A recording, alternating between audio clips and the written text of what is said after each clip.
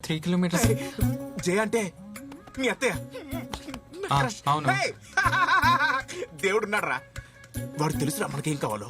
లేకపోతే బెంగళూరు బయలుదేరిన మనం వాడిని అడ్రస్ అడగడం ఏంటి, వాడి వల్ల రూట్ మిస్ అయ్యి మనం ఇక్కడికి రావడం ఏంటి, రోడ్డు మధ్యలో బండి ఆగిపోవడం ఏంటి. దేవుడు తెలుసురా నా మనసుని జయ మనసుని ఎలా దగ్గర చేయాలని. రే తను మా అత్తారా?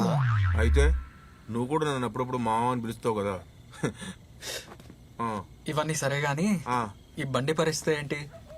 రే ఇన్ని చేసిన ఆ దేవుడు మనల్ని జయదాబాకి తీసుకెళ్లాడారా?